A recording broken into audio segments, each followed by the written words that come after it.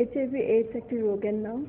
HIV AIDS নামক এক ধরনের ভাইরাসের কারণে এই রোগ হয়।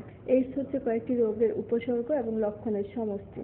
এই রোগ হলে শরীরে রোগ প্রতিরোধ ক্ষমতা নষ্ট হয়ে যায়, তখন যে কোনো জীবাণু সহজেই শরীরকে আক্রমণ করতে পারে।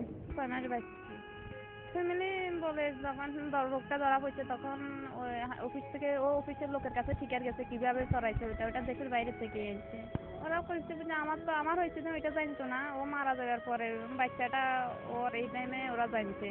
রোগটা ধরা পড়ার প্রায় 2 মাস 3 মাস পরে ওরা জানছে যে আমার হয়েছে, কিন্তু ওদের ছেলে হয়েছে না ওরা জানে। আমারটা জানার পর আমার মেয়েটা কিন্তু বাড়িতে হয় নাই, যে মেয়েটারে হওয়ার সময় ওরা আসে নাই। না ঘটে সেদিকে আমাদের লক্ষ্য রাখা উচিত।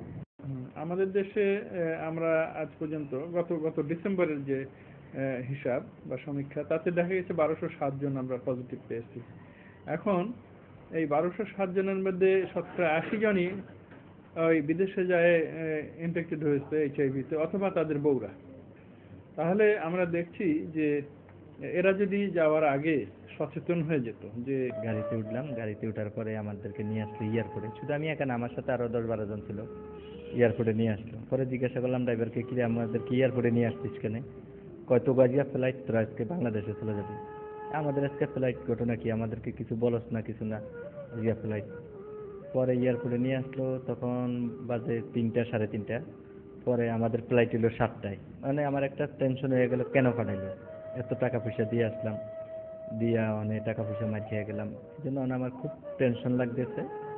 পরে আমি কই যে না, আবার যাবো বাইরে। পরে আমি এক প্রাইভেট মেডিকেলে, আমাদের দেশে চাঁদপুরে প্রাইভেট মেডিকেলে মেডিকেল করতে গেলাম।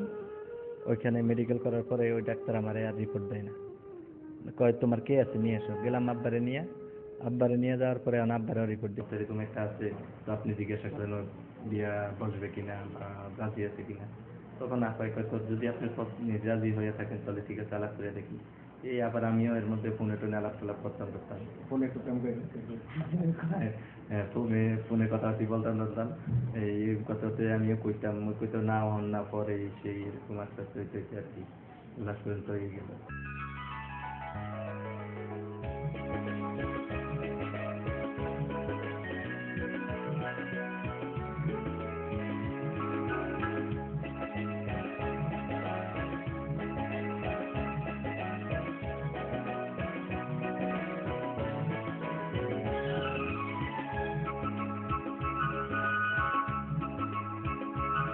প্রথম যখন আমার ধরা পড়েছে, তখন যখন আন্টিদের বাসায় গেছি, তখন আন্টিরা আমার সাথে খুব খারাপ আচরণ করছে।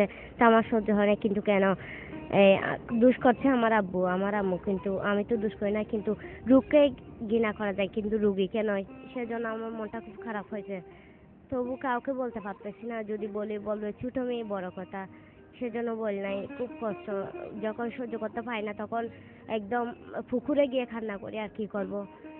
আর আন্টিদেরকে তো কিছু বলতে পারতেছি না, আমাদের পরিসংসারের ব্যাপারে উনি স্পিকিং ইত্যাদি প্রশিক্ষণ প্রদান, এইচআইভি পজিটিভ ব্যক্তিদের যত্নকারীদের প্রশিক্ষণ প্রদান, চিকিৎসা